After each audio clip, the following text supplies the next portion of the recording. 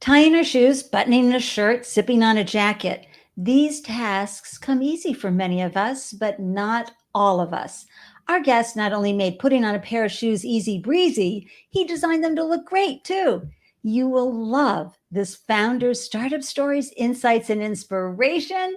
So stay tuned for the Startup Life live show. Let's glow, everyone.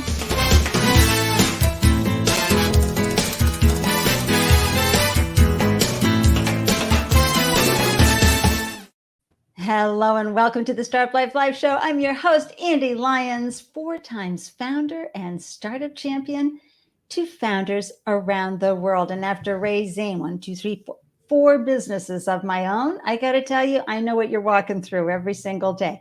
I know it's your journey. I know what you're being faced with is uniquely yours, but I know also the high levels of uncertainty that you're facing every day, those moments when you're saying it's a disaster, and then those other moments that just can't be described when you win. You have that joyful, like, yes, nailed it. And if you're a solopreneur, you're probably looking around, talking to your plants, your cats, going, hey, anybody, round of applause here? Even better, though, if you have a team, so you can share that wonderful joy with them. And this is why I am so grateful that you carved out time to tune in to our delicious conversation today and grab the gems you need to up your founder game, because as you do better, your business will do better. And that's, part of the journey as a founder, right? Constantly learning the new skill sets and mindsets that we need to succeed. So a big yoo-hoo to the live viewers tuning in today. I'm so happy that you're here. I'm going to just do a quick shout out to some of our favorites. Yay, Mia Voss. She's here for this fab chat with 2 amazing people. And our wonderful community manager here is Ruth. She's so excited to meet Billy Price and hear his startup stories. And Brent, so happy to see you today. He's from Canada, and he's a disability advocate and a loyal fan of the show. And he's already doing an ask with our guest today, and I love that. And congratulations on your new gig, Brent. I saw that on LinkedIn. You are amazing. Woohoo! So as always, if you are not already subscribed on the YouTube channel, please take a moment and share your love and help us have a greater impact and reach in the startup ecosystem.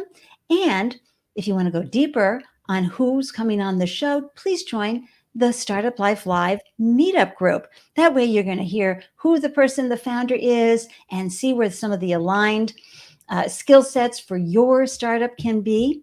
And, just get a deeper understanding of when they're coming on the show so you can set your calendar. And here are some Andy-licious announcements, because I'm here to help you up your game as a founder. So one of the best ways you get up your game is to hop on over to Arlen's Academy. She's constantly uploading new content to help you and your founder journey and startup succeed. And she's so generous. And yes, it's FREE, free information, as Arlen always does. I also want to tell you about the BGV pitch. This is a phenomenal Black girls venture, and they fund and scale tech-enabled revenue-generating businesses founded by people who identify as Black, brown, and women. And they're taking applications for their fall 2022 pitch event. They love teaching women to pitch, and they help develop your pitch and deck through pitch practices before the actual pitch. So, so that you're prepared, not before versus after, right? So you show up and you're ready to glow. Another really great opportunity out there is Visible Hands. They have a wonderful opportunity right now because they've teamed up with Google for startups to create VHLX, a fellowship dedicated to helping and empower Latinx founders to grow their startups. It's a 20-week virtual first fellowship offering founders $10K in non-dilutive funding right off the bat, so you can get right to work and still feed and clothe yourself and keep a roof over your head, and the opportunity for additional investment from the Visible Hands venture team. So be sure to check out that link and see if that's a fit for you and your business. Here's my big founder hug for all of you. Remember, to say it's so easy for me to receive. Okay. Because when you say that, that means you're ready to ask. You're ready to ask for help, ask other founders, put that out there into the world. And, maybe you've had a switcheroo. Maybe you're going through a tough time. We're here 100% for you. And because this show is seen by thousands on the YouTube channel and hundreds on the podcast, please amplify your brand. Share your business name, one-liner, and website URL in the comments, and we will showcase and celebrate you and your wonderful work live. And your questions and comments help us have an exciting conversation. Okay, we learn from each other. So I hope you take a moment to do that. And hey, speaking of amazing founders, Jeanette, so happy to see you, mama of 5, and yet she's still rocking her business and making things happen. And Monica, how happy, I'm so happy to see you and grateful that you showed up today and swung by to say hi and share your glow. Hooray, hooray. Okay, folks. Enough about all of this. I have to introduce you to our guest. He's the amazing Billy Price, and I'm going to just read some deliciousness about this incredible founder before we get started so you get a little bit of an idea about Billy and how he glows in the world, okay? So as a teenager, Billy suffered a spinal cord injury and became paralyzed from the chest down, losing the ability to move his fingers. And while daily tasks became difficult, Billy applied his creative mind and unyielding spirit to face life's challenges, and with tenacity and determination. And the specific problem Billy had was finding a pair of shoes that he could put on independently and actually be happy and proud to wear. So as many founders do, he solved that problem and created BILLY Footwear. And today, BILLY Footwear is featured in hundreds of stores, including Nordstrom's and Zappos.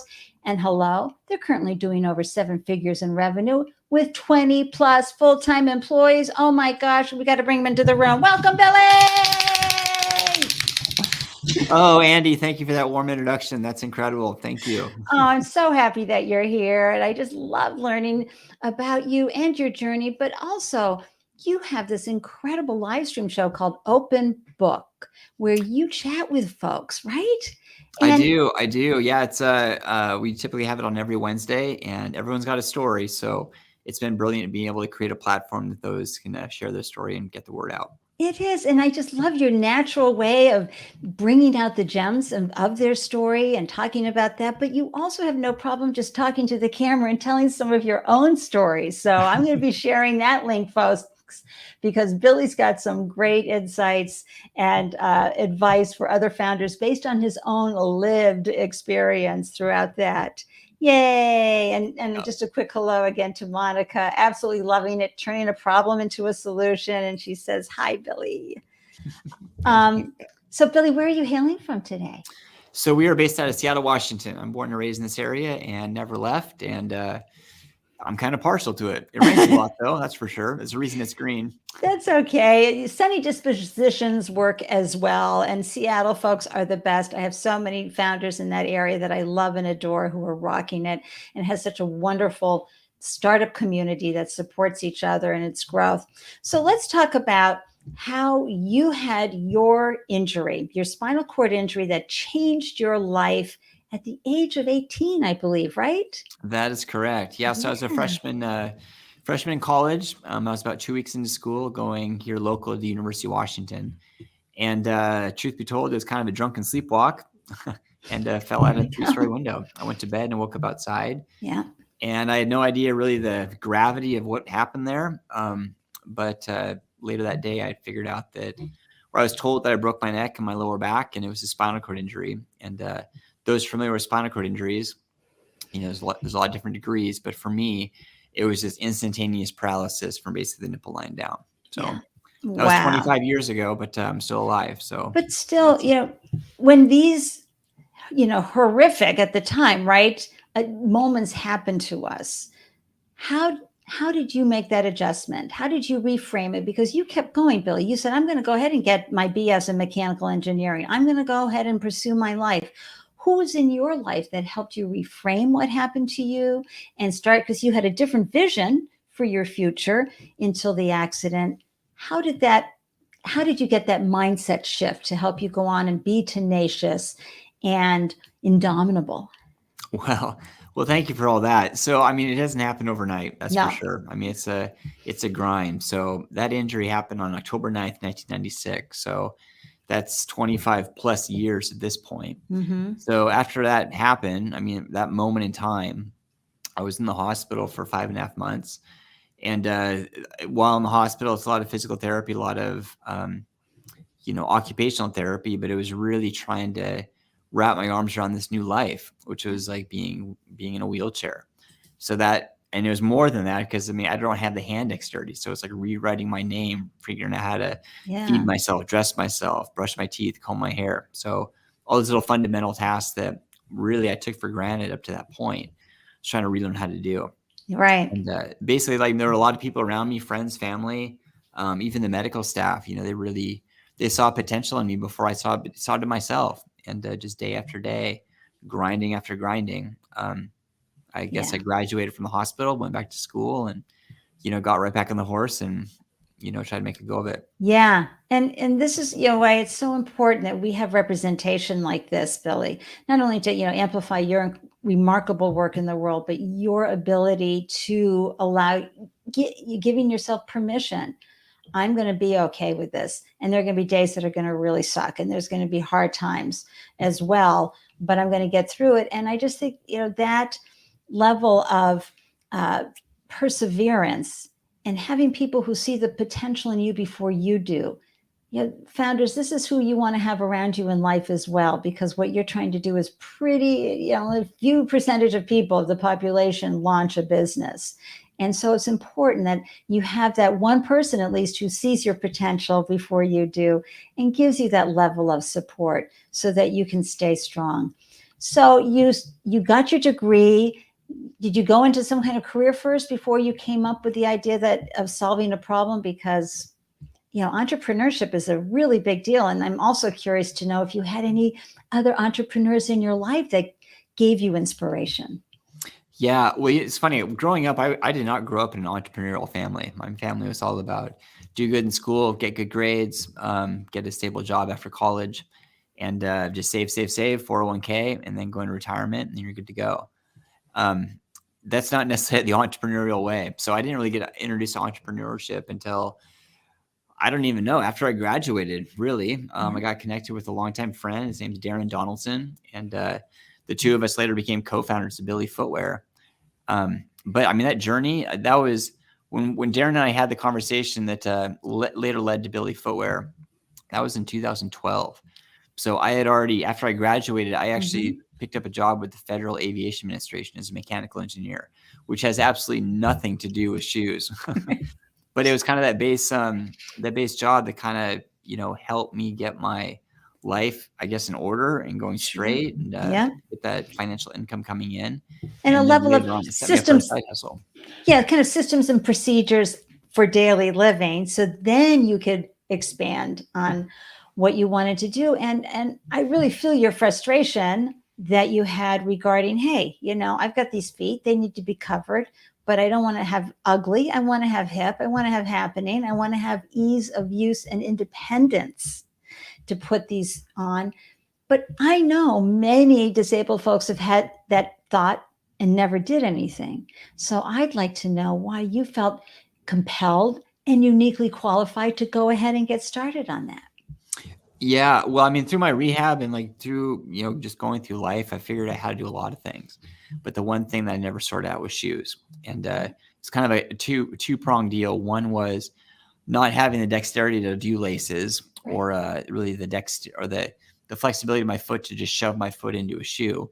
But the second thing is the solutions that were out there. I mean, you could go Velcro, or you could go like oversize your shoes or something like that. It just didn't have the fashion appeal that I was interested in. Right. So because of that, someone was always helping me put my shoes on, and that kind of always bugged me. But it wasn't really to the level that I knew I had to do something about it, because I didn't really know. I didn't know there would be a solution out there. So what happened was, I got connected with Darin again at a party, because we grew up together. We were childhood friends, went to school, rode the bus together, played baseball together. And when we were catching up, he was telling me about a shoe project that he was personally spearheading. And as he was telling me this, it got me really excited. And I just threw an idea at him. I said, you know what, Darin, if we have a shoe with a zipper that goes on the outside and it goes around the toe, which you can unzip and the whole upper folds over. You could drop your foot in unobstructed. And me looking through my own lens, I was like, you know what? If we had that, I bet I could take back that independence, because that was the one thing I couldn't do. Yeah. And he had the personnel in place to be able to make a prototype, and we did that. I put it on, and I was 36 at that time. I broke my neck at 18. So really a half a lifetime later, I was taking back that independence, and it was so special. We just knew we had to share it. Yeah. And, folks, we're called sometimes, right, to do our work in the world. Sometimes you have no idea. You feel like you're being pushed, and the light bulb goes off, and you just like, it's got to be me. Clearly, it's got to be me to solve this problem. And I love the story of how you reconnected with Darin, and he already had so many things in place. I mean, it was just perfect. And this is also important too, folks. You have to understand that, with you, Billy, it was important that you didn't just make shoes for disabled. You made shoes for all abilities, right? Yeah, I'm really glad you pointed that out, because when we talk about the shoes, we really look at it through the lens of universal design or an inclusive shoe. And to us, what that means is to be able to create something that everybody can enjoy. Right. I mean, yeah, the inspiration came from my own disability and my inability to put my shoes on by myself. But it's not like you need to have a disability to qualify yourself to wear the brand. We wanted to have something that everybody could wear and everyone could be successful. Because the picture that we put in our head early on was reminiscing on what it was like being on the playground growing up. Yeah. And in elementary school, something like that. Like, kids are kind of rough and they're brutal. They can be, at least. Yeah. And the last thing we wanted to do is create something that if somebody was me wearing it, they would feel different. We wanted to be able to create something they would feel not only empowered, but included. And because everyone else would want the same type of widget. So that's what we set out to do. That's what we boldly said we could possibly accomplish. And lo and behold, it came to pass. Would you tell the wonderful story about getting ahead of myself here in the story, but of the young boy who had the brittle bone challenge? Would you tell that story for folks? Right. So to give some context to this, we really, as a brand, we wanted to take fashion and function and smash it together and live in a mainstream space, but also be able to have those adaptive characteristics. So when we first launched the brand, we were on the shelves of Nordstrom. And I went into Nordstrom right when it was on the shelf, going in there going like, oh my gosh, our shoe is on the shelf. And it was incredible because 10 minutes later, there was a mom that bought the shoe for 2 of their kids, brother and sister. And I stopped him and I said, oh my gosh, I'm Billy. This is incredible. Thank you so much. And she said, these are the shoes. I bought these shoes for my kids because these are the shoes my kids wanted to wear, which was such a crazy, awesome, just like galvanizing testimony, because it's like, wow, we can live in this mainstream space. But coupled with that same week, there was a mom that reached out on behalf of her own son, who is the same age as these kids that just came out of Nordstrom, like 10 years old or so. And he continues to have brittle bones disease. His name is Matayo. And at that point, he had broken over 50 bones. And the comment was that these shoes not only allowed him to put his shoes on by himself, but it was the first shoe he was able to put on and not be in pain. So it was this beautiful illustration of like the function story, coupled with the fashion story through Nordstrom. And it really gave us I could say the credibility, and also really reinforced that we were on this path that we could really blend these two worlds together. Oh, I just love that story, Something Fierce. It was one of the comments when you shared that on your open book. This woman was like, I just cried for 5 minutes on that one. It was so heartwarming, but also validating, because as a founder, you want to know that you are accomplishing what you set out to. You have your vision and your mission, and that was just phenomenal validation. Hooray, hooray.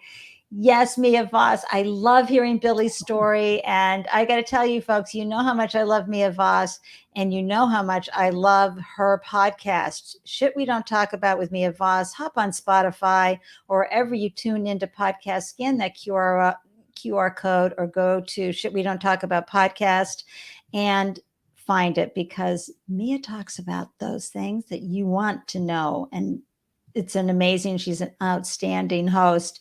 And hey, I'm so happy, Anthony, that you tuned in. Anthony is in Milan right now. He and I serve on a wonderful mentorship program, Accelerate Italy, and we're helping Aligo with their entering the US market. And he says, Billy, really inspiring and relatable. Anthony here, Milan, Italy, with a local fashion startup and being disabled myself, always challenging them to incorporate functions so I can wear their stuff.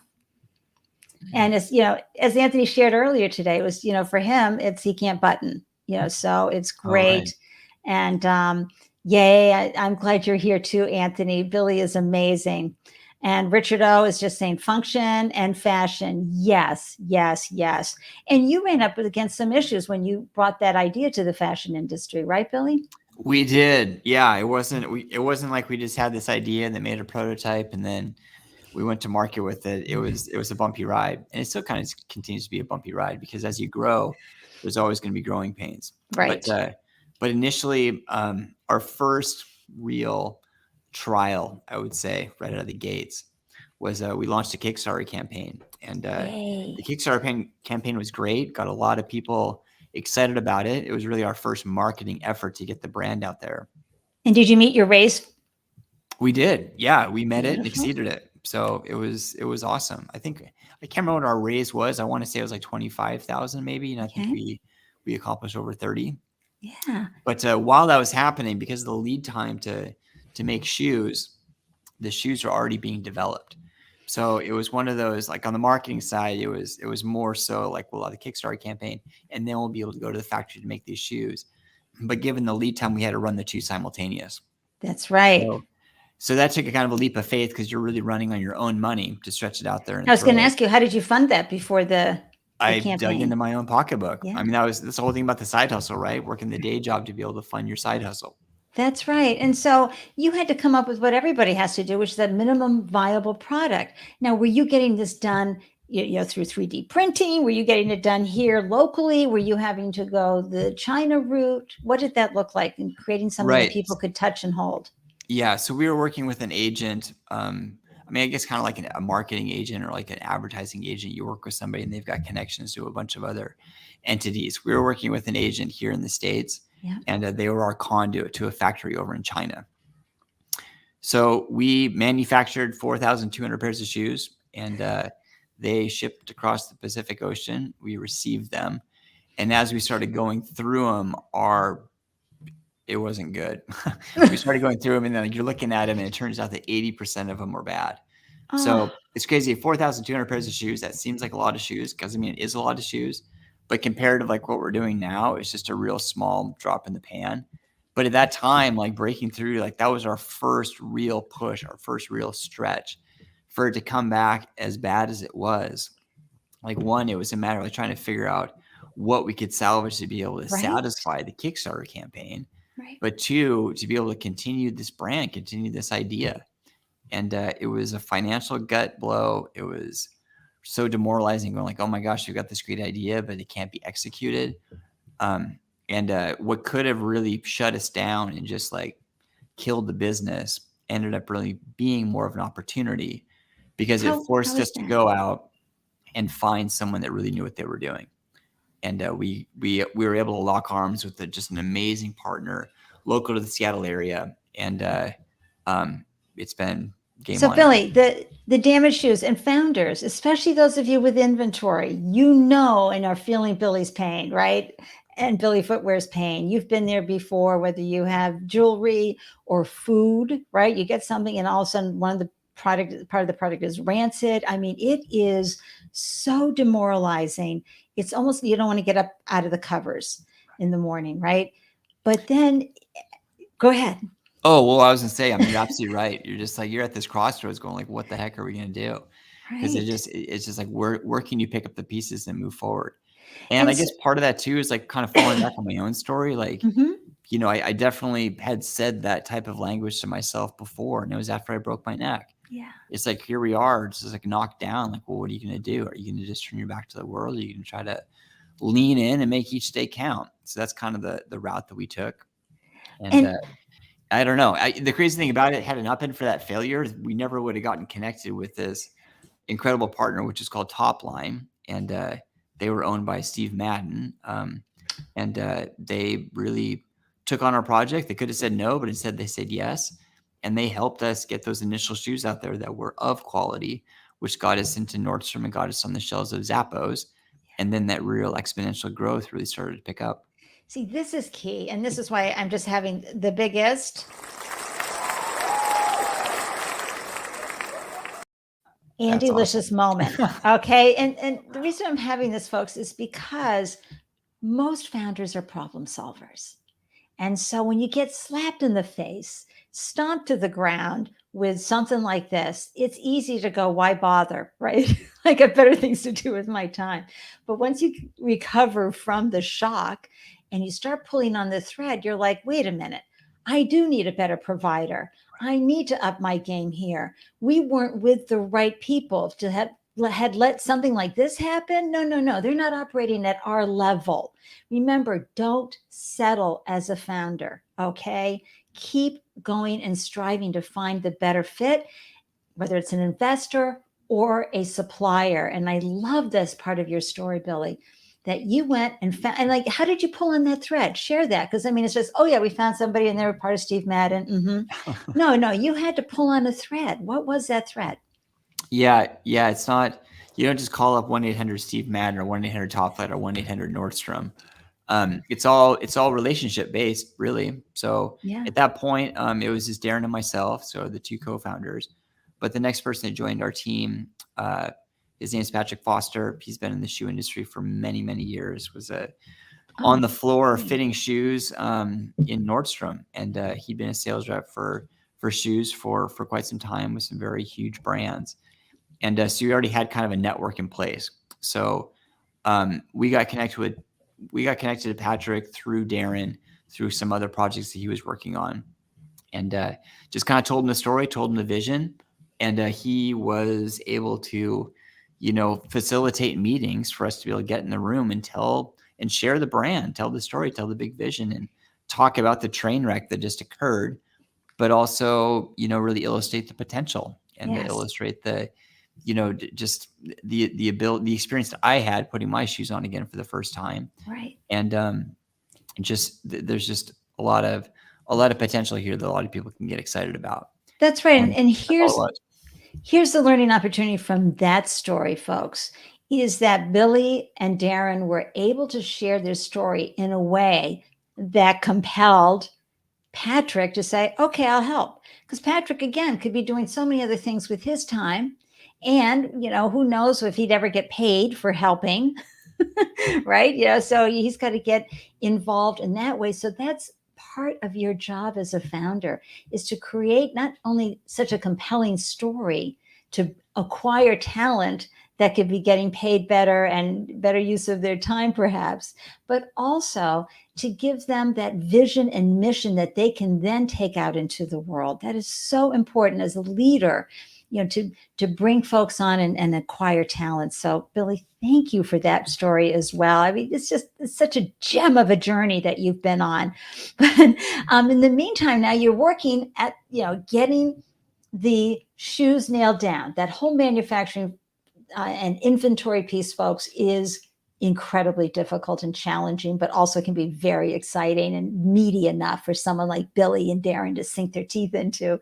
But also at the same time, you've got the Kickstarter campaign. So you're going to have to fulfill those orders that have come in eventually, right? And manage that communication. And the beauty, folks, of doing a Kickstarter, a nice crowdfunding, when you have a product they can get, or, buy 3 for the price of 1, whatever you're offering, is that you're increasing now your social capital. You've got more people involved. You got people who are getting behind you, and it helps you when you actually launch the product.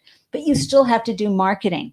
So I'm curious, while you were, juggling this, and Patrick's out there, and Darin, and you're doing the manufacturing, how did you start the whole customer acquisition part of this journey? Yeah. Well, great question. And I mean, it's a real key one, because the trick was really to get the word out there. Yeah. So a lot of our success, it's really been hinged on 2 things. It's been one, relationship. both direct to customer as well as the retail partners.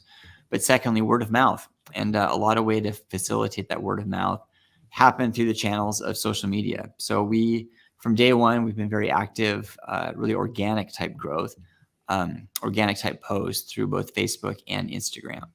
And what we would do early on was, because all we didn't really have extra capital to be able to throw out there for advertising or, the pay to play type deal. Well, all we had was product. So what we would do is we did a lot of giveaways. We did a giveaway every single week where the requirement was you had to follow the brand and you had to share the brand. And your name would be entered into a pool, and we would draw a winner every single week. And we did that for 2 years in a row. And it was amazing how, one, you're building this foundational following for the brand, but it was also incredible just as far that reach goes. I mean, all of a sudden there's people reaching out on the other side of the globe asking if we can ship to them. It's like, oh, I don't know. I mean, we weren't expecting to be, yes, time zones within the States, but all of a sudden someone reaching out from Europe, it's like, how on earth did you find us? So that was the beginning of a much bigger window. And it's great because you did what I call the rock star brand ambassador strategy, right? You get that 5% of folks who just are crazy about what you're doing, and they start chatting it up, and they'll share it on their IG stories, or they'll, as you said, share that they've got a pair and they're wearing them and where they're taking them. But at the same time, I imagine you're also getting language that you can use to deepen your relationships with future customers, right? And the feedback that you're getting.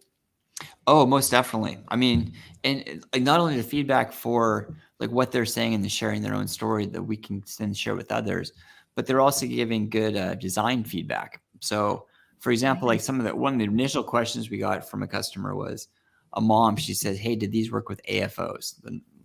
And I had no idea what an AFO was. I have no idea either. Yeah, so I had to go to Google and look it up. I type in AFO. And it's basically a rigid piece of plastic that someone's wearing on their ankle to kind of work through their gait. And what I realized was someone that's wearing a brace, they're struggling with the same challenge I have, which is shoving your foot into a shoe. So being able to drop it in unobstructed, all of a sudden it's like, wow, that's great. And looking at our design, sure, yeah, that'd be way easier for you to use for an AFO. So that wasn't the inspiration for the brand, but given the functionality, it works well.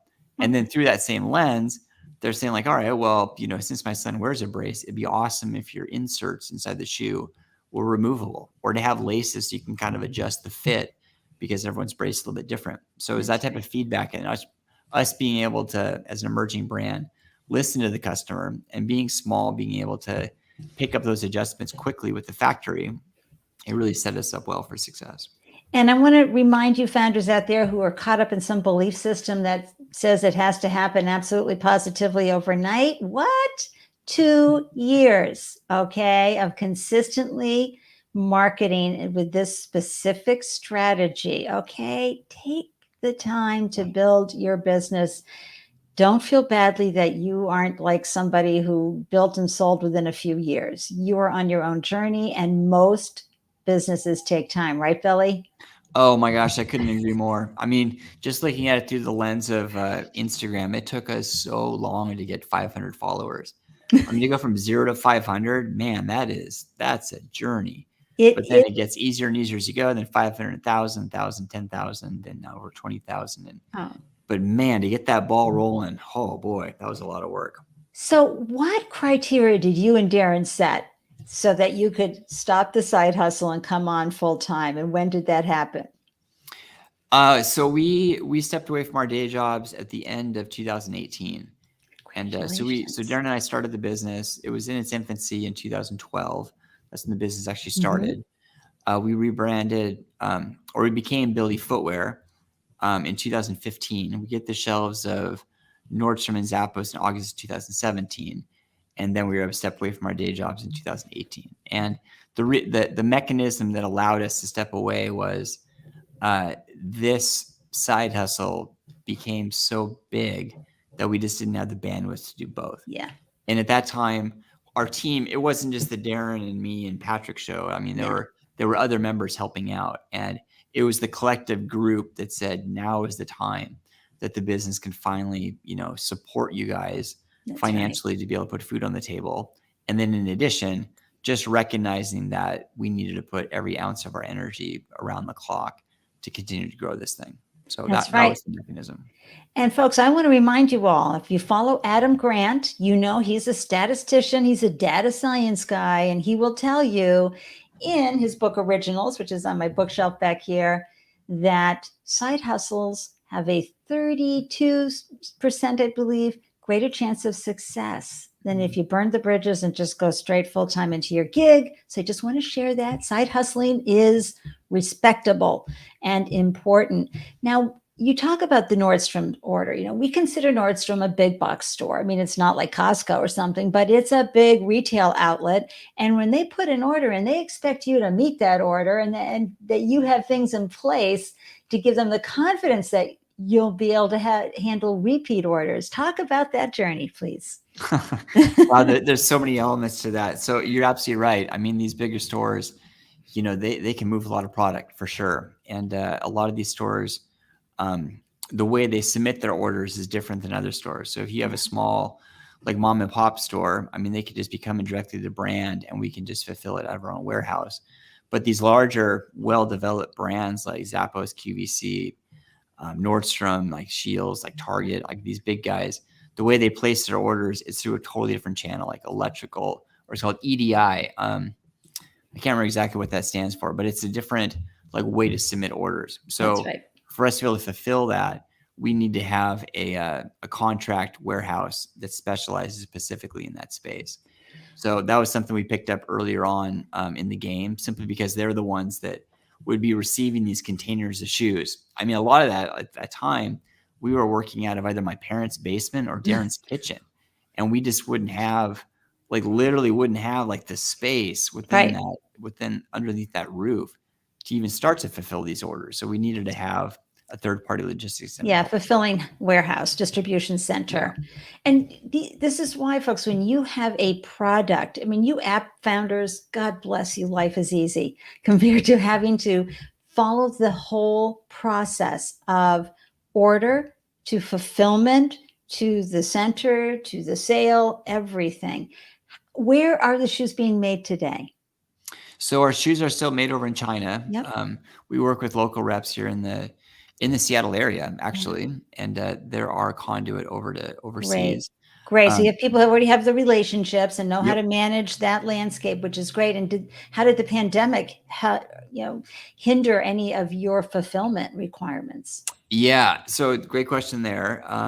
So we work with 5 factories overseas, and the pandemic definitely affected some factories more than others. You know, there were certain, depending on where they're geographically located, some factories shut down altogether, where other factories were able to keep moving. And that kind of put some lead times on new product behind. Yeah. But in addition to that, you know, the shipping and the supply chain got all out of whack. Like everything started costing just crazy more. I know. Like And now 10 your times margins started getting eroded. It doesn't matter what your volume is. Oh yeah. So that really takes a hit. And because you don't want to raise the price on the shoes for the customer, but it just costs way more money to do business. And in addition to that, you know, a lot of when the pandemic was like in full swing, and everyone was just staying home, you know, no one was going to these box stores. So all of our business to business channels, they were drying up simply because there wasn't a space for customers to physically go into. Now that said, at that time, our e-commerce business really started to grow. And as buyer confidence came back around, we actually ended the year meeting our goal for the year. And it was a goal that was set for items sold, quantity, or revenue? And revenue. Yeah, we met our goal that we set out for, and we'd set for ourselves before we even knew about a pandemic. So it was pretty remarkable how Q3 and Q4, how the market just came roaring back. And it's because we built that relationship with all those customers. They were ready to go. That's right. And folks who watch the show a lot know that I call that, you know, a switcheroo moment, an unexpected or sudden change or reversal in attitude, character, position, etc. But it's also can be the climate, the fulfillment of folks who have inventory and how that changes. And everyone knows my story with the food business. I mean, my manufacturing facility got hit by lightning and burned to the ground. And two of my primary products got wiped out from agricultural all at the same time. So there are times when you have to say, that's not going to work. But you all start focusing on your e-commerce, which is better margins for you, yes? It is, yeah, it is. And it's also cool because you're working directly with the customer. Yeah. I mean, we have our business-to-business customers and then their customers. I mean, obviously, Yeah. we're facilitating those needs.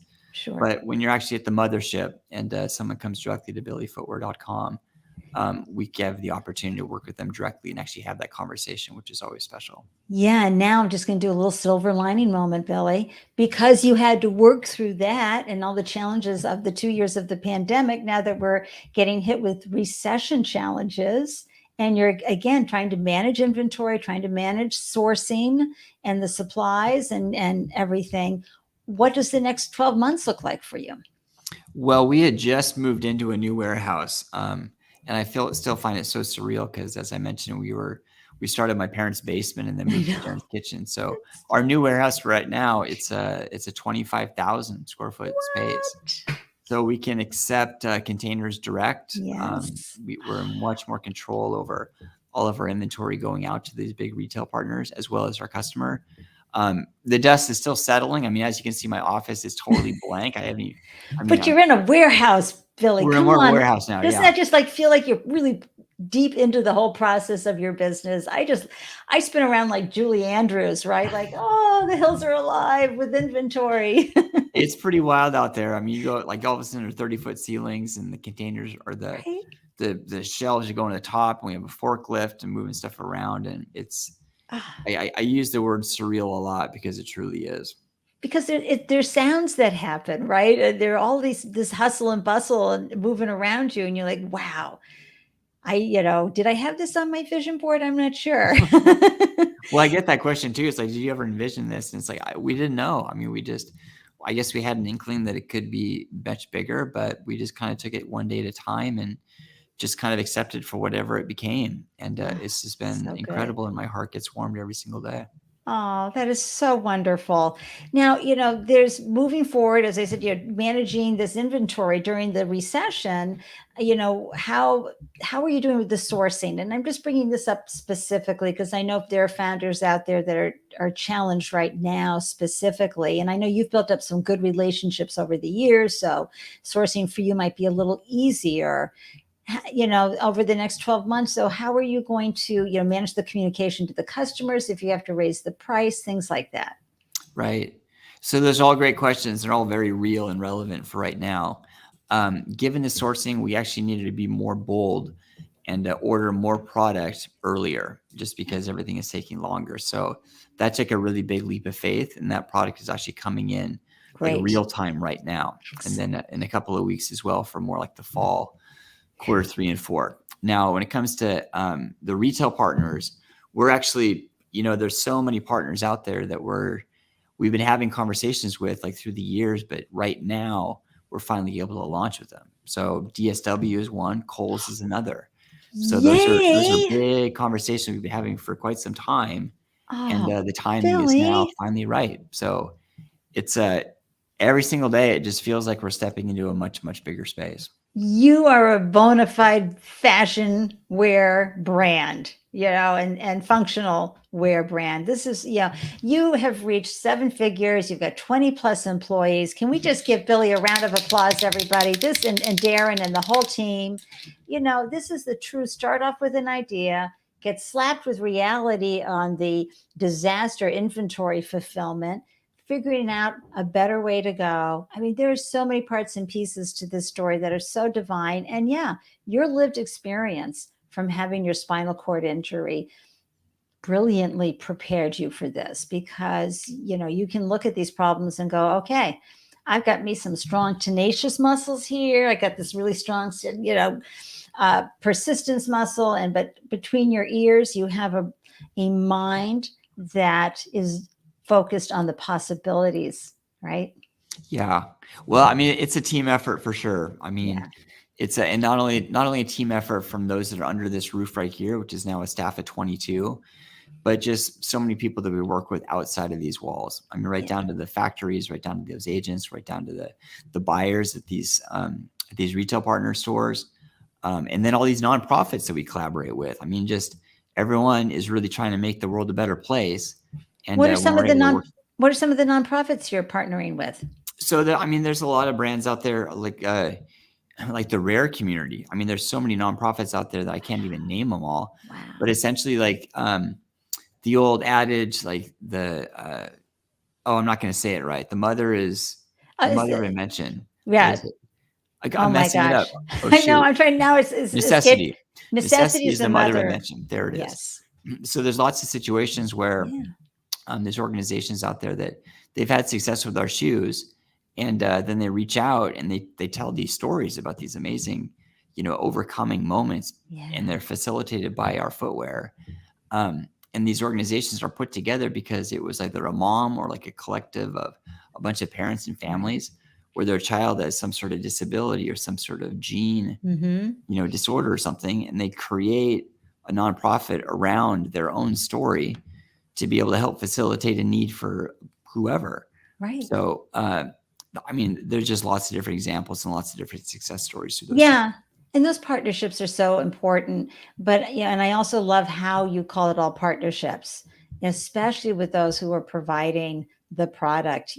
These are people who are key, and keeping those relationships where they feel valued for how they're adding value to your space and your work and your brand is so, so important. I'm just gathering so many great gems from you today, Billy, seriously, because these are, the challenges so many founders are facing every single day. Let's talk about what success is looking like for you at this point in time. Success, initially you're probably just, I'd like to get into one big store. Yay. Right. But so success does evolve. But I also like to ask the question, which measuring tape are you using? Because it's so easy, folks, to use someone else's measuring tape when we're looking at success for ourselves. So you got to get out your own tape. And Billy, what does success look like for you and BILLY Footwear? Yeah. Well, that success has taken a lot of different forms, like through the years. So one was like me putting on my shoes for the first time. Yeah. That was huge. And getting in. Boy, it's okay. I'll keep my voice go. Yeah, I know. No, listen, Billy and I were talking about this as live streamers before we went live. All the things, the variables that can happen during a live show. You've all heard me go, excuse me. And I've got to go and grab some water and get a sip. It's, part of how we are delivering. I want to take this opportunity though, because I want to share BILLY Footwear website with everybody. So hold on for a second. Let me pull this up in my tab, because this is a really cool website. And you can see Billy, he's there for it. Did it pop up okay? Yay, it did. Oh, yeah. And there it is. You can hop right on there. There's Billy. Oh my gosh, we've got the rainbow shoes. Come on. Those are so popular. Those rainbow high tops, people love those. Are you kidding? Those are fabulous. Oh my gosh. And boots, everybody, for those of you in the North Country that need to keep your titty toes warm. I mean, everything. And it fully, shows how it functions right there, folks, and makes life so much easier. Yet they're hip and groovy and happening. There we go. Look at that. Look at this one right here on Instagram. How adorable is he, huh? Yeah, that's my son. Oh, is that your son? Yeah. Oh, he's wearing those sport shoes, the hoops. He loves those shoes. Oh my gosh. Here he is on his bike doing his thing. So folks, you really do want to hop on over to BILLY Footwear. You can see that he's got everything there. So success for some folks, of course, is world domination. For others, it's feeding their family. Where are you at and what success looks like over the next, let's just say 2 years? Right. So, there were so many different chapters. Right. And having Darin and myself step away from our day jobs, that was a huge measurement. And then to be able to have the business put food on our tables, but now being able to put the food on 20 other families. They're running their household based on this business. So that's really cool. Another thing is, we get these reviews that come in from customers, and there's so many reviews where you can just feel the tears between the lines of these customers that are having success. Like all of a sudden, it becomes more than a shoe. It becomes a situation where it's a conduit to independence. So those, like, one, always warm the heart, like bring tears to our own eyes, but also it's a great success too. And you, Billy, can deeply appreciate too what that independence looks and feels like. So it's got to be just like right there in the heart center. Oh yeah, for sure. And then, but looking into the future, I mean, I would say really the goals of the company is we want to keep growing. And I say that not because we want to be a really big business. I say that more through the lens of you can't give what you don't have. So we need to be a bigger business so we can be more on the giving side and adding more value where we can. Because I think that, I mean, yes, we want to be a business of the success. Like we want to be a successful business. Sure. But when you root your business in trying to add value and make a difference and try to, our slogan is make a measurable difference in the world one foot at a time. That's when you like leap from success into significance. And like when you try to make a difference and, partner with amazing people, it truly is remarkable what we can all do together. It is remarkable when you have a tribe and a community that continues to lift you up. Now, has the company been funding itself for this type of growth, or will you do lines of credit with the bank, based on AR, accounts receivable, inventory, and all of those great numbers? Yep. So there's a number of different channels that do this. One is self-funded, definitely like early on, simply because the bank wouldn't give you a loan because they see it as high risk. Because you didn't need it. Well, there was that part too, but also if you're like asking for like some sort of loan, you have to put up like so much collateral to be able to do it. So it's like, okay, well, let's try to bootstrap this on our own. Right. And then it gets to the point though, because when you're buying these shoes, you're buying heavily, really twice a year, at least for us, like one for spring quarter, one for fall. Mm-hmm. So because of that, you need to have lending opportunities. So now that we've grown, we're able to do more traditional lending through banks, but that took quite a while to get there. Other situations is just private lending, being able to you work with like kind of these incubator groups or work with angel investors where you may have to trade some equity on the front end to get that funding, or you can just do like there are folks out there of means that are willing to privately either invest for equity or a situation where, which is more our case, where you just work out some sort of payment plan and interest rate. Excellent. Keep that ownership, Billy. Yeah, because I mean, equity at the end of the day, that's really all you have. I mean, that's right. That's when bargaining chip. As soon as you've sold it all or given it away, it's tough to gain back. Remember the MailChimp story, folks. Only bootstrapped the whole way, and almost a couple of decades later, they did sell to Intuit for $12 billion, I think. What? Wow. I know. But they were just, we'll grow slow. That we're okay with that until, rather than giving away equity and just figuring it out along the way. But again, they didn't have to have inventory. So totally different story. So, you hopped into entrepreneurship, right? You met with Darin and you're like, well, let's see if we can do this. And you start figuring it out. And thank goodness you have that great mechanical engineering degree, because boy, does your brain go, yeah, I love this. Okay. It's all about problem solving, really. I mean, that's the biggest thing I learned from engineering. And entrepreneurship, once I got introduced to it, I got addicted and there was no going back. So how has it served you, though, both personally and professionally, entrepreneurship, Billy? Well, I would say, when I was first getting introduced to entrepreneurship, it was really shared to me through mentorship, really. And, being shared through someone that's had a lot of scar tissue, like both business wise and personality, or not personality wise, but just personal life journey wise. And continually, time and time again, they would just have to pick themselves up. And like through mentorship, you're kind of building on the shoulder of giants. You're following in their footsteps. And then you utilize that. So you're not starting from zero. You're actually starting with a bit of a head start to move forward. So the big thing I would say that I got out of entrepreneurship early on was it just felt like in the job space, my worth and my potential was being dictated by somebody else. Whereas with entrepreneurship, it kind of put myself in the driver's seat of it's up to me to choose my limits. And, you put a good team around you, you can really have unlimited limits. Absolutely. Folks, you know, I'm always saying don't be caged by others' limitations on you and your own limitations on you. And that's wonderful reasons to be enjoying the startup life. How can the startup life community help you and Billy Footwear? What can we do to add wind to your sails? Oh my goodness. Well, I mean, to follow us on social, that's always huge. Great. It's really simple. We're at Billy Footwear just across the board on Facebook, Instagram, YouTube, TikTok, Twitter, Pinterest. I mean, we keep it pretty simple. And then our website, check out our website. It's billyfootwear.com. And actually on the website, there's a tab that you can click on that says store locations. And on store locations, there's a bunch of different, pins all over the planet. It's throughout Canada, throughout Europe, certainly throughout the United States, and then some in South America as well as Australia. So there could be a store that's carrying the brand right in your backyard. So yay! You can go on, try them on, and snap a picture and share it on Instagram, wherever your favorite social platform is, and give Billy and the Billy Footwear folks a lift with your social capital, folks. Okay. Billy, thank you so much for coming on the show and sharing your story. I know I went deep on a lot of the parts and pieces of how your business works, but you have helped so many founders today from around the world with your insights and advice. Any last thoughts before I pop you into the green room?